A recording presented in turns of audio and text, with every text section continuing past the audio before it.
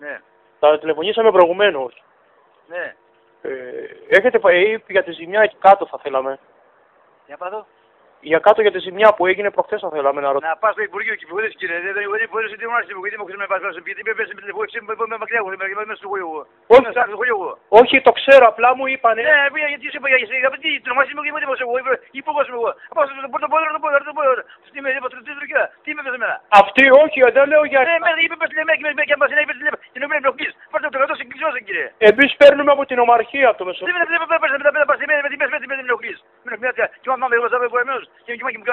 Ναι, όχι απλά...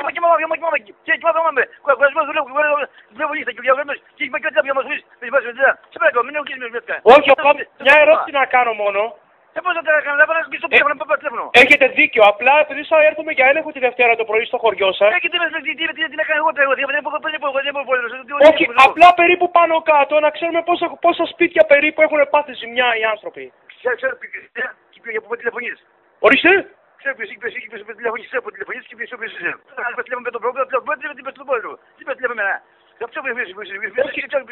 Μίλησα και προηγουμένως με 2-3 από το χωριό σου εκεί. Ναι, και τι να κάνουμε εγώ τι φταίω. Ορίστε.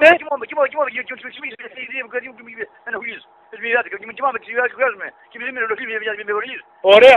Τη Δευτέρα το πρωί θα είστε στο χωριό εσείς. Στο χωριό θα είστε τη Δευτέρα το πρωί. Ορίστε. Παρακαλώ. Καλησπέρα. Ναι. Τα τηλεφωνήσαμε προηγουμένως. Ναι. Έχετε πάει